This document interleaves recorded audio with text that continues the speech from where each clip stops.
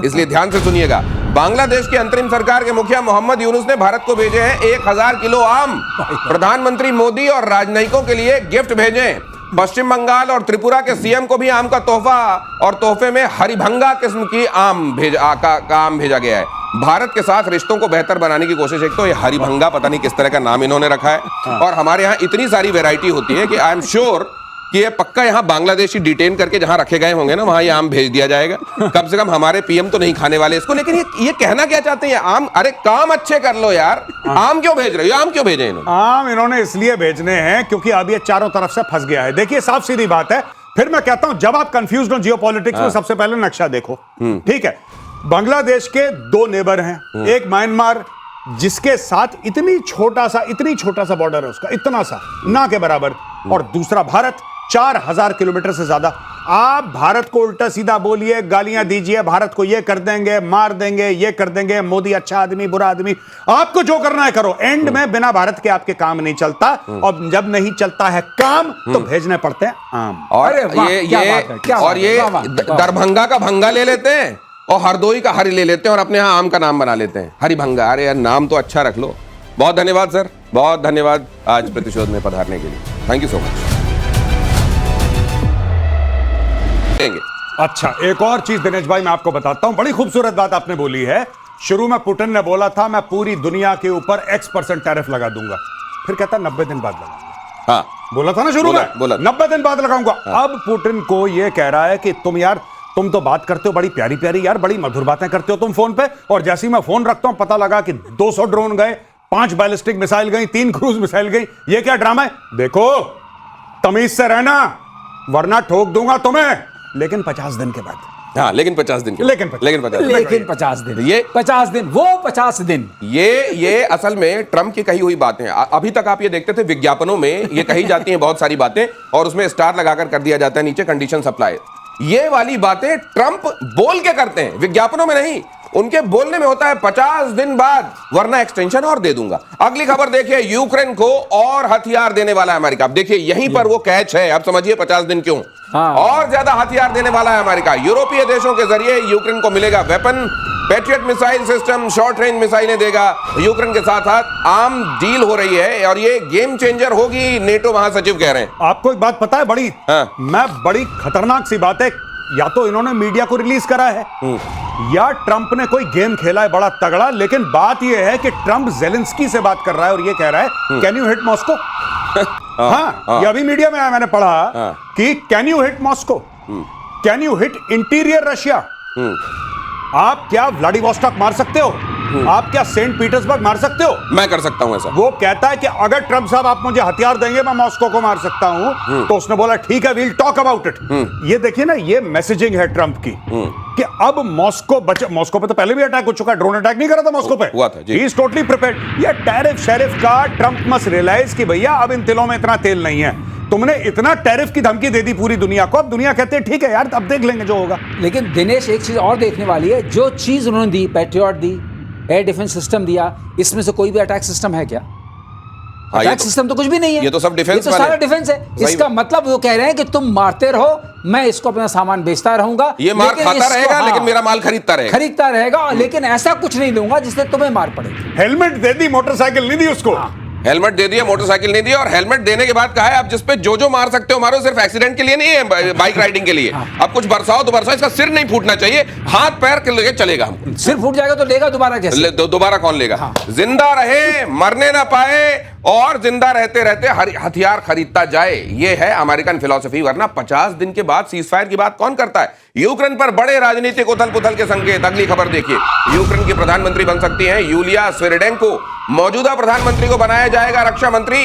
राष्ट्रपति जेलेंस्की ने खुद की है इसकी सिफारिश। अब ये करके क्या हासिल, ये सब क्यों हो रहा होगा वहां? ये देखिए बीच में चेंज करता रहता है, इसने कई अपने जनरल्स भी चेंज करे, और अब इसको ऐसा लगता है कि थोड़ा सा चेंज करके प्रधानमंत्री को डिफेंस मिनिस्टर बना दो, डिफेंस मिनिस्टर को पानी का मंत्री बना दो, पानी के मंत्री को रेल का मंत्री। तो हो सकता है कि लोग बदल के, हो सकता है माहौल बदल जाए। अच्छा, जो गुस्सा है लोगों का कि तुमने पूरे यूक्रेन को खराब कर दिया, करा क्या? मैंने मंत्रिमंडल में फेरबदल कर दिया। एक और संदेश मिलता है, एक और संदेश है वैसे। जी। ये इकोनॉमिस्ट हैं। अच्छा, ये इकोनॉमिस्ट हैं, तो इसका मतलब क्या अब ये पीस टॉक पर आने वाले हैं? अच्छा। उसके बाद तो जरूर पड़ेगा ना। तो मतलब जब इकॉनमी को रुपए पैसे स्टेबलाइज की समझ करेगा। ज्यादा आने लगे, हाँ। जो खाता बही का हिसाब ज्यादा रखे, खाता वो बही का, युद्ध के बजाय तो अब इनके पास खाता बही, लेकिन कोई दृष्टांत लड़ाई का नहीं बदला है। हाँ। प्राइम मिनिस्टर अभी भी रिपोर्ट करता है प्रेसिडेंट को। राइट।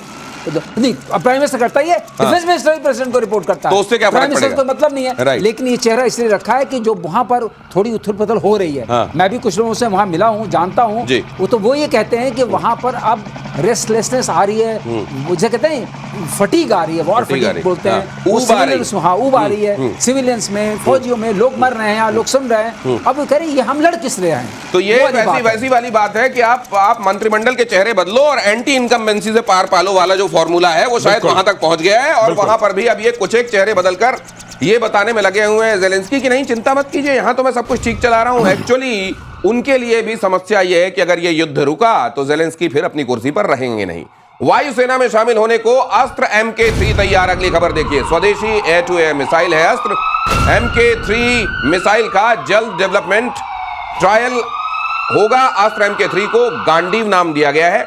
वायुसेना के लिए ये गेम चेंजर होगा गांडीव। ये सर किन मायनों में क्या खास होगा, और ये हमारे लिए ये जो जुड़ जाते हैं ना साथ में चाइना और टर्की वाले पाकिस्तान के साथ, इनसे निपटने में कैसे मददगार होगा? अब इसमें एक खास बात, गांडीव प्रोजेक्ट का नाम है। अच्छा, ये प्रोजेक्ट है। प्रोजेक्ट का नाम अच्छा, है, ओके। जिसमें अस्त्रा Mark 1 भी है, Mark अच्छा। 2 भी है, Mark 3 भी है। अच्छा। Mark 3 की खास बात ये है कि ऑलमोस्ट ये मिटियोर जो वर्ल्ड क्लास सबसे अच्छी एयर टू एयर कॉम्बैट की मिसाइल मानी जाती है, उसके टक्कर में है। मिटियोर उसमें- के टक्कर? मिटियोर के टक्कर में। अच्छा। उसमें खास बात क्या होती है, अब आपके जरूर मन में आएगा कि PL-15 से थोड़ी इसकी कंपैरिजन Comparison होनी कर- चाहिए। जी। तो उसकी खास बात यह है कि एक होता है नो एस्केप जोन। अच्छा। जो भी BVR मिसाइल होती है उसकी नो एस्केप जोन होती है, वो जितना ज्यादा लंबा होगी उतना अच्छा मानाता है। तो इसकी करीब 70 किलोमीटर की नो एस्केप जोन है। मतलब अगर इसके बीच में कोई अगर फंसा तो 70 बचेगा के नहीं। अंदर कोई जहाज आ गया और इसने मार दिया, अब कोई भी मैनोवर कर ले और अच्छा। कितना भी तेज भाग ले, अच्छा। चाहे स्टेल्थ हो चाहे अदरवाइज हो, ये पकड़ के मार ही तो देगी। ये जो आप कह रहे हैं कंपैरिजन हम सामने स्क्रीन पर भी फ्लैश कर हाँ, रहे हैं, PL-15 के साथ ही कंपैरिजन क्यों सर? PL-15 के साथ क्योंकि वही इस क्लास की मिसाइल उनके पास है जो PL-17 है, बड़े जहाजों के लिए। और पाकिस्तान कुछ बनाता नहीं है।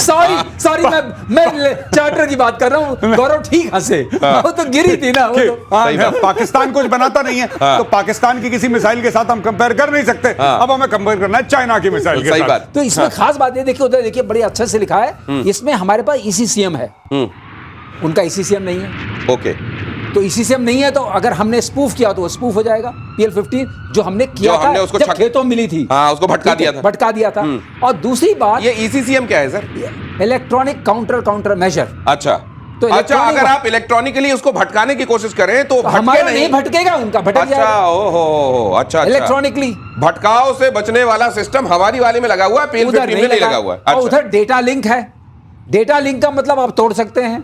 अच्छा, उधर लिंक है डेटा लिंक है लास्ट तक PL-15 में। हाँ। आखिर तक डेटा जो है घर छोड़ के आता है। इसके बीच में अगर डेटा को अपनी तरफ आप ले लीजिए तो उसको वो आप भी भटका देंगे। इलेक्ट्रॉनिक से हो सकता है। राइट।